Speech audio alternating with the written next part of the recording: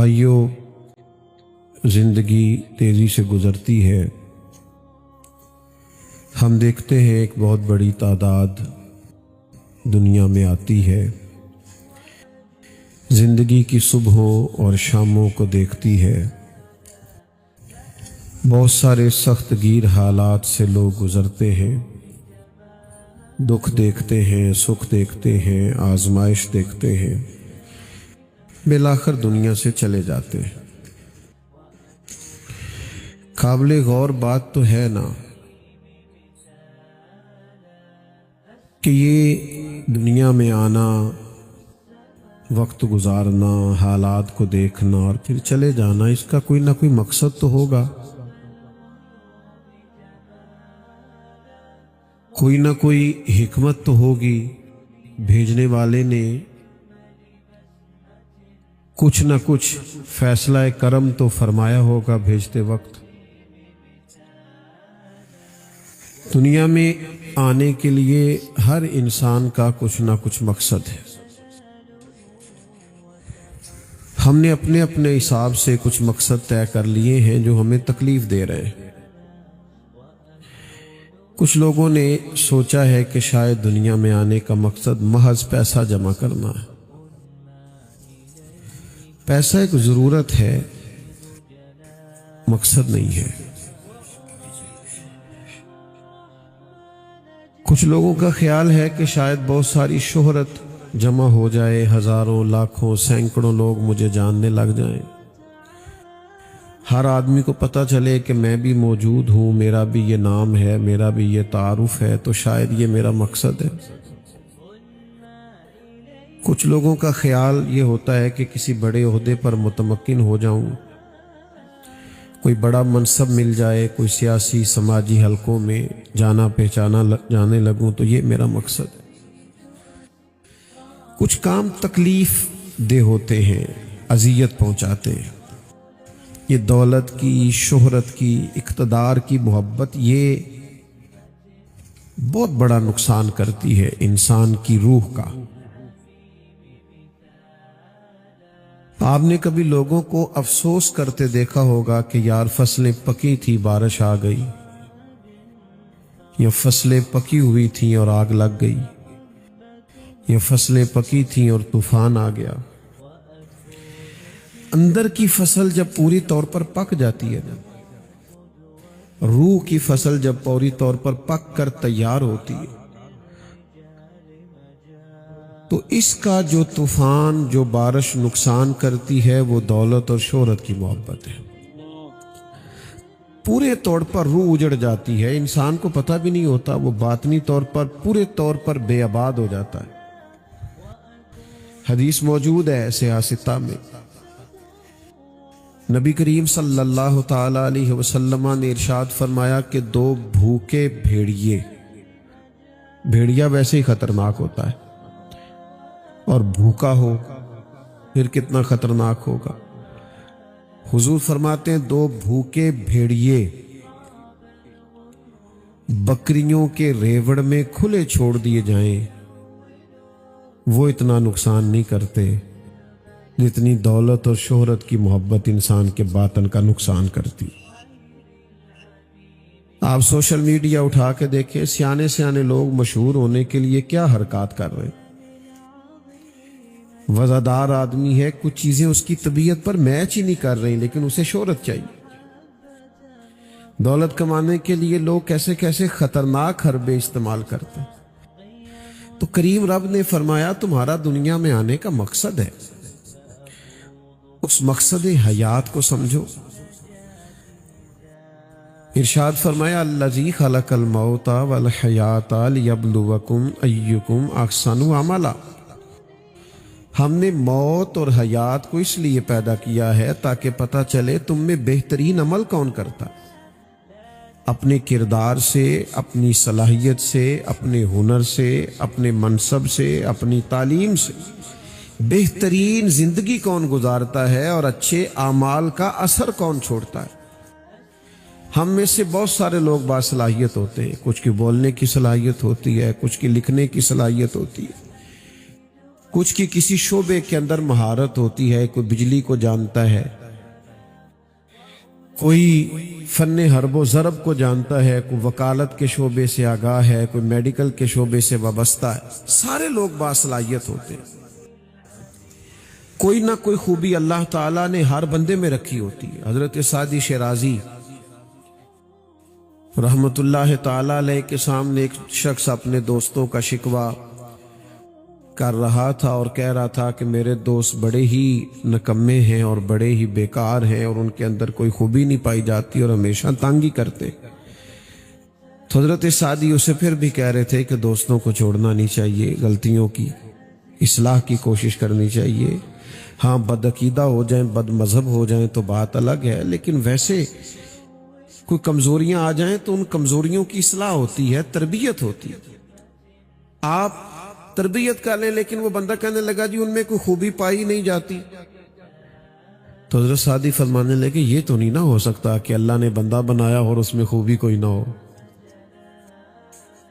وہ کہنے لگا حضور ان میں کوئی خوبی نہیں۔ فرمانے لگے چل پھر سن، پانی اگر بڑا گدلا بھی ہو نا، میلا کچیلا بھی ہو، تو آگ بجھانے کے کام پھر بھی آ جاتا ہے۔ اسے پی نہیں سکتے، اسے وضو نہیں کر سکتے، اسے کسی خاص استعمال میں نہیں لا سکتے، پر آگ جیسی خطرناک چیز پھر بھی بجھا سکتا۔ تو اللہ نے ہمارے اندر صلاحیتیں رکھی ہوتی ہیں، ایک تو ہم اپنی صلاحیت کو پہچانتے نہیں، غور نہیں کرتے کہ ہمارے اندر ہمارے رب نے کیا خوبی رکھی۔ نبی رحمت صلی اللہ تعالی علیہ وسلم کا کمال یہ ہے کہ حضور نے لوگوں کی چھپی ہوئی خوبیاں نکھار ڈالی۔ حضور نے انہیں بتایا کہ تم یہ کر سکتے ہو، یہ تمہارے اندر انقلاب ہے۔ جو لوگ سمجھتے تھے کہ ہم صرف بکریاں اور اونٹ ہی چلا سکتے ہیں، مدینے والے محبوب نے فرمایا نہیں، تم دنیا کا نظام بھی چلا سکتے ہو، تم حکومت بھی سنبھال سکتے ہو۔ خود نہ تھے جو راہ پار اوروں کے ہادی بن گئے۔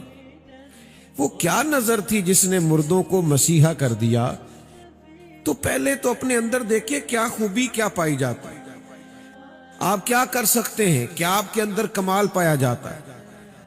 اپنی اس صلاحیت کو پہچانیں اور پہچاننے کے بعد پھر اس سے مثبت کام لیں، منفی کام۔ کچھ لوگوں کے اندر صلاحیت ہوتی ہے منفی کام لیتے ہیں۔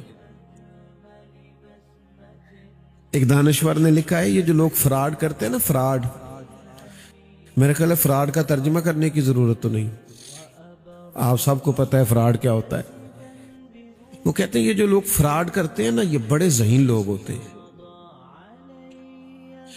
اتنے بڑے مالدار کو، کروڑ پتی آدمی کو لوٹ لیا، سیانے تھے تو لوٹ لیا نا، بیوقوف آدمی تو نہیں لوٹ سکتا۔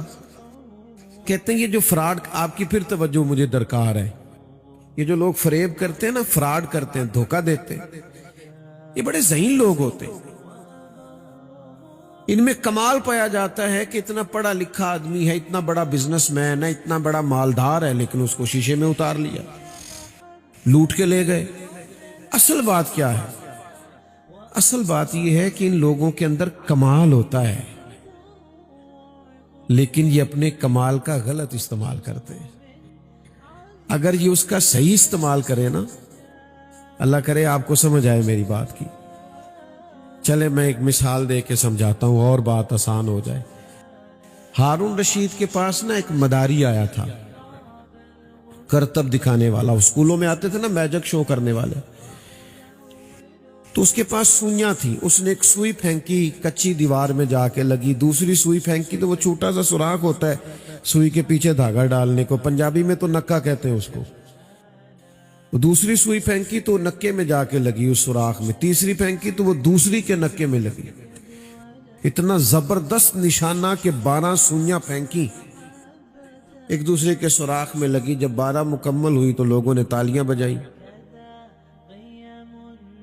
کسی نے 10 روپے دیے، کسی نے 20 دیے، کسی نے 100 دیا، کسی نے 200 دیا۔ اس کا خیال تھا ہارون رشید بادشاہ ہے، زیادہ پیسے دے گا۔ ہارون رشید کہنے لگے اسے پکڑو اور اس ستون کے ساتھ باندھ اور اسے 80 کوڑے مارو۔ اس نے کہا بادشاہ میرا تو خیال تھا کہ تم موٹی رقم دے گا۔ اور کوڑے کس لیے مروا رہا ہے؟ نوجوانوں غور کرو. ہارون رشید کہنے لگے کوڑے اس لیے مروا رہا ہوں کہ اللہ نے تجھے اتنا پکا نشانہ دیا ہے اور تو مداری گر بن گیا ہے. میں تجھے اسلامی فوج میں بھرتی کروں، یہی نشانہ دین کے دشمنوں پہ لگا. تیرے اندر صلاحیت ہے، تیرے اندر خوبی ہے، اس خوبی کا مثبت استعمال کر، خیر کے کاموں میں اس خوبی کو لگا. امام بخاری میں صلاحیت تھی نا، انہوں نے اپنی خوبی لگائی اور امت کو بخاری شریف عطا کی. امام مسلم لکھنا جانتے تھے، سفر کیا، محبوب کی احادیث کا ذخیرہ جمع کیا، ان کی چھان پھٹک کر کے، واضح کر کے، دلائل دے کے، درجہ بندی کر کے طے کیا. لوگوں میں خوبیاں تھیں، انہوں نے دین کے لیے لگا دی، عمریں لگا دی، ڈیوٹیاں کر دی. کیا ڈیوٹی کرتے تھے سیدنا بلال حبشی؟ میرے نبی کی مسجد میں جھاڑو دیتے تھے، آنے والے مہمانوں کی خدمت کرتے تھے. حضور سید عالم علیہ السلام کی بارگاہ میں جو حاضری دینے آتے تھے، ان لوگوں کے لیے حضرت بلال حبشی آسانیاں کرتے تھے. عمر بھر یہ ڈیوٹی کی اور جم کے کی، ادھر ادھر نہیں دیکھا. پتہ ہے کمال کیا ملا؟ اپنے آپ سے کوئی نفع لیا ہے نا، زندگی اور موت کا مقصد پہچانا ہے. پتہ ہے نتیجہ کیا نکلا؟ حضور معراج شریف سے واپس آئے تو فرمایا بلال آپ کیا عمل کرتے ہیں؟ یا رسول اللہ آپ سے بہتر کون جانتا ہے؟ فرمایا بلال کمال ہو گئی، میں معراج پہ گیا ہوں، میں نے تو جنت میں بھی آپ کے چلنے کی آواز سنی ہے. حضرت بلال عرض گزار ہوئے، یا رسول اللہ صلی اللہ علیہ وسلم آپ نے فرمایا تھا جب وضو کرو مسجد آؤ تو 2 رکعت پڑھ لیا کرو، میں نے چھوڑی کبھی نہیں. تو دوست اپنے آپ سے کوئی کام لیں، آپ ایک کام کریں زندگی میں، تھوڑا مضبوط کر کے کریں. باصلاحیت ہیں تو کوئی کچھ کر جائیں. اچھے کھانے کھا جانا، اچھے کپڑے پہن جانا، اچھی تصویریں بنا جانا اور کچھ عرصے کے لیے سیاسی سماجی فلاحی کہلا جانا، اس سے کیا نتیجہ نکلتا ہے؟ نتیجہ تو یہ ہے کہ آپ کا وجود نفع بخش ہو، آپ کچھ چھوڑ جائیں زندگی میں، کچھ ایسے صدقات جاریہ ہو جن سے پھر نفع ہوتا رہے، جن سے پھر برکت ہوتی رہے، جن سے پھر خیر بٹتی رہے، جس سے پھر آنے والے وقت میں لوگوں کے لیے آسانیاں ہوتی رہے. میں آپ کی خدمت میں عرض کروں، ایک وقت آتا ہے کہ پھر انسان کو نہ لگن لگتی ہے اب میں کچھ کروں، اب میں کوئی انقلاب برپا کروں، اپنے آپ سے کوئی کام لوں. پھر اس وقت دیر ہو جاتی ہے. آپ کی توجہ ہے میری بات پر؟ صحت مند لوگ بیمار ہونے لگتے، جوان لوگ بوڑھے ہونے لگتے، تندرست وجود کمزور ہونے لگتے. انسان آہستہ آہستہ محسوس کرتا ہے کہ اس کے قوا اور اعصاب کمزور ہونے لگے. اس وقت سے پہلے کہ جب بڑھاپا آ جائے، اس وقت سے پہلے کہ جب انسان کمزور ہونے لگ جائے، اس وقت سے پہلے کہ جب انسان کے اندر یہ چیزیں طاری ہونے لگ جائیں، ہمیں کچھ نہ کچھ اعمال حسنہ، کچھ نہ کچھ خیر سمیٹنی چاہیے، کچھ نہ کچھ نفع لینا چاہیے، کچھ نہ کچھ برکات حاصل کرنی چاہیے. نبی کریم صلی اللہ تعالی علیہ وسلم نے فرمایا تم نے نا موت آنے سے پہلے زندگی کو غنیمت سمجھنا ہے، بڑھاپا آنے سے پہلے جوانی کو غنیمت سمجھنا ہے. فرمایا بیماری آنے سے پہلے صحت کو غنیمت سمجھنا ہے. اچھے اعمال ترتیب دینے ہیں، اپنی صلاحیت کو اور اپنے وقت کو اور اپنے اوقات کو صحیح کر کے مینج کرنا ہے، خیر جمع کرنی ہے، اپنی آخرت کے لیے برکات جمع کرنی، کوشش کرنی ہے کہ ہم اپنے آپ سے کچھ ایسا کر جائیں کہ جس کی وجہ سے پھر اللہ تعالیٰ کی رحمت اور اس کا فضل ہماری طرف متوجہ ہو اور ہماری دنیا اور آخرت بن جائے. لیکن شرط وہ، ہمارے ایک بزرگ تھے تو فرماتے ہیں کسی کو سمجھا رہے تھے، اسے کہہ رہے تھے کہ یار کوئی اعمال خیر کر. تو آپ کو پتہ ہے لوگوں نے اپنی اپنی طبیعت کے لیے، اپنے آپ کو مطمئن کرنے کے لیے کچھ نہ کچھ دلیلیں بھی یاد کی ہوئی ہوتی ہیں. یہاں تو کسی سے کہنا کہ تو یہ کام کرتا ہے تو کہنا میں کیڑا کلا کرنا، ساری دنیا ہی کر دی. حالانکہ نیکیاں جمہوری نہیں ہوتی کہ پہلے سارے لوگ ٹھیک ہوں گے تو پھر آپ نے ہونا ہے. سب غلط بھی چلیں تو آپ نے اپنا رستہ ٹھیک رکھنا ہے. آمدام برسر مطلب وہ کہتے ہیں میں نے اس شخص سے کہا کہ تو ٹھیک ہو جا، تو کہنے لگا حضرت آپ ڈراتے رہتے ہیں ہر وقت، اللہ کی رحمت تو بہانہ تلاش کرتی. تو فرمانے لگے یہی تو تجھے سمجھا رہا ہوں، کچھ ایسا کر کہ بہانہ بن جائے اس کی رحمت کا. کچھ ایسا کر کہ بہانہ بنے اور اس کی رحمت متوجہ ہو. تو بھائی کچھ ایسا عمل کریں، کچھ ایسا زندگی میں کر گزریں. دیکھو نبی کریم صلی اللہ تعالی علیہ وسلم نے ارشاد فرمایا کہ ایک شخص نا اپنے گھر سے نکلا اور وہ باہر آیا، تو باہر آن کر کے اس نے دیکھا کہ رستے میں نا چوک میں ایک درخت لگا ہوا ہے. میں نے زیادہ باتیں نہیں کرنی، آپ توجہ کریں، بس میں بات کو سمیٹتا ہوں تھوڑی دیر میں. تو لوگوں کو تکلیف ہونا، ہم تو خیر پرواہ نہیں نہ کرتے، گاڑی بھی جہاں مرضی پارک کر دیتے، اور اگر کوئی بیچارہ بول دینا صاحب سائیڈ پہ کر لیتے، کہتے تم آگ بجھانی جا کے. بھئی اس نے نہ بھی آگ بجھانی ہو تو پھر بھی آپ کے لیے درست نہیں ہے. آپ رستہ چھوڑ کے اپنی سواری کو کھڑا کریں، یہی بہتر ہے اور یہی اخلاق کا تقاضا ہے. تو حضور فرماتے ہیں اس شخص نے دیکھا کہ عین چوک میں بیچ بالکل درخت لگا ہوا ہے اور لوگ گزرتے ہیں تو انہیں تکلیف ہوتی. تو اس شخص نے کیا کیا، اس نے اکیلے نے نا وہ درخت کاٹ دیا، لوگوں کا رستہ کشادہ کر دیا کہ اللہ کے بندے گزرے تو انہیں تکلیف نہ ہو. فرمایا اس نے لوگوں کا رستہ کشادہ کیا تھا، اللہ تعالیٰ نے اس کے لیے اپنی رحمت سے معافی کا فیصلہ فرما دیا. لیکن یہاں تو لوگوں کو رستے بند کرنے کا شوق ہے، رستے تنگ کرنے کا شوق، تکلیفیں دینے کا شوق. تو یاد رکھیے گا کہ اپنے وجود سے کچھ ایسا کیا جائے جس سے اللہ کی رحمت، کرم متوجہ ہو، بہانہ بنے اور ہمارے لیے آسانی ہو. لیکن ہم باوجود اس کے کہ ہمارے اندر صلاحیت ہوتی ہے، خوبی ہوتی ہے، کر سکتے ہیں، ہماری گنجائش میں ہوتا ہے. آپ نے مجھ سے ناراض نہیں ہونا، کچھ لوگوں کے ایک ٹیلی فون سے کئی لوگوں کا مسئلہ حل ہو جاتا ہے، لیکن وہ اتنی تکلیف کرنا بھی پسند نہیں کرتے. ان کے صرف کہہ دینے اور بول دینے سے برکت ہو جاتی، لیکن وہ اس کے لیے بھی ذہنی طور پر تیار نہیں ہوتے. تو ساتھیو کوشش کی جائے کہ کچھ ایسا زندگی میں کر جائیں کہ جب ہم جائیں نا دنیا سے تو دعائیں کرانی نہ پڑے، دعائیں نکل جائیں دلوں سے. جو آئے وہ دعا کر کے جائے کہ یار کمال ہو گئی، یہ تو بندہ ہی بڑا قابل تھا، یہ تو بندہ ہی بڑا انفرادی تھا. یعنی دعائیں، وہ مرحوم واصف علی واصف تھے نا، تو سکول ایک بنا رکھا تھا، پرائیویٹ سکول، ریٹائرمنٹ. آپ کی توجہ ہے میری بات پر؟ تو ایک دن وہ کلرک کہنے لگا کہ حضرت میں لوگوں سے کہتا ہوں اتنی فیس دیں تو آپ کے پاس جاتے ہیں تو آپ کہتے ہیں فری داخل کر لو. تو ہر روز اتنے بندے آپ فری داخل کر رہے ہیں تو کاروبار کیسے چلے گا؟ تو فرمانے لگے تیرا کیا خیال ہے؟ میں کاروبار کر رہا ہوں. انہوں نے کہا پھر کیا کر رہے ہیں؟ کہنے لگے اپنے جنازے کے بندے پکے کر رہا ہوں.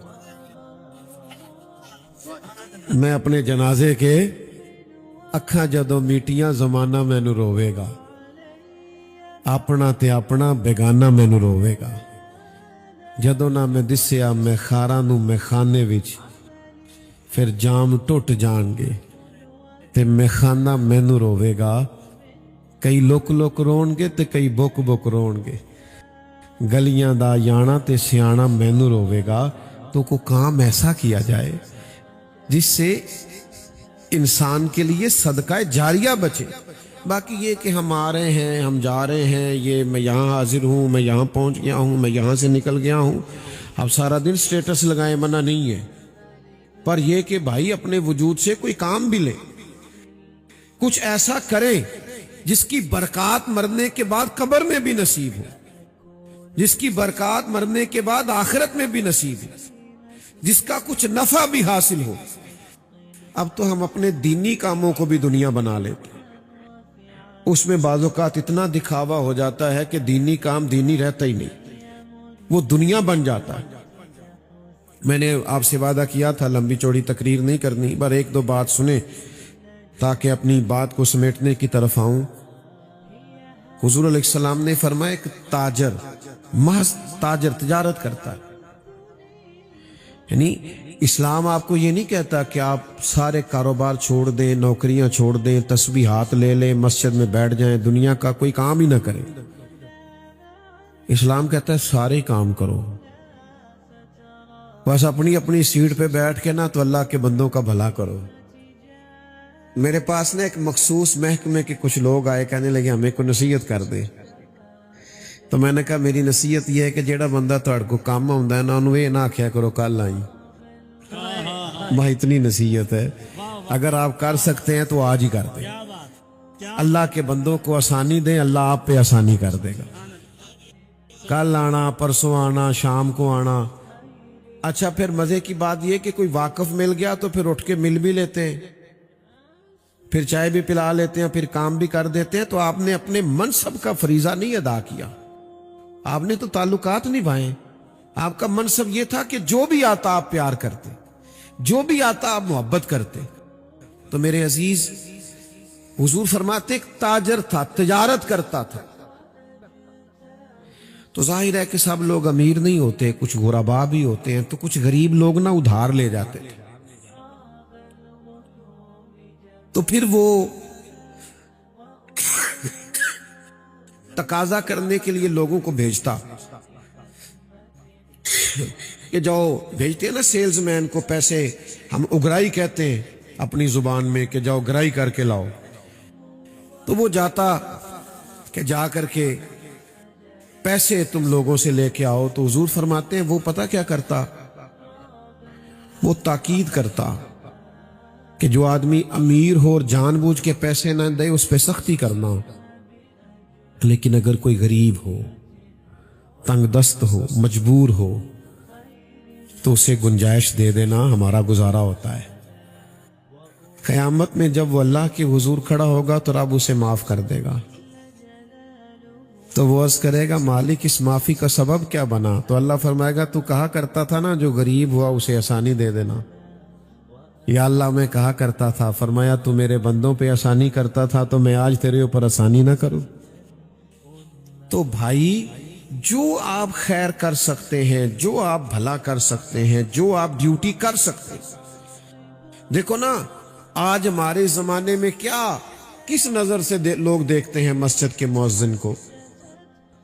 اب تو امام خطیب کی کوئی قدر نہیں ہوتی جو 5 وقت نماز پڑھاتا ہے، لیکن جو آذان پڑھے، محض آذان، اللہ کی نظر میں اور شریعت میں تو اس کا بڑا مرتبہ ہے، لیکن عام لوگ کیا قدر کرتے۔ لیکن اگر کوئی اذان بھی اخلاص سے پڑھے نا تو فرمایا جہاں جہاں تک اس کی آواز جائے گی قیامت کے دن وہ ساری جگہ اس کے ایمان کی گواہی دیں گی۔ تو کوئی کام تو کرو نا بھائی، زندگی میں کوئی کام تو کرو نا۔ ہمارا آج مزاج بن گیا ہے بیٹھ کے مایوسیاں پھیلانا، فلانا بھی کوئی نہیں کر رہا، فلانا بھی کچھ نہیں کر رہا، فلانا۔ میرے پاس ایک صاحب آئے بڑے پریشان، کہنے لگے مولویاں پیراں دے دنیا بڑی خلاف ہو گئی۔ تو میں ہس پڑا، میں کہ پکی گل ہے، کہندا آہو۔ تے میں کہ بابڈا والے نو دعاواں دیندے نے لوگ، پولیس والے دے بارے کی خیال ہے؟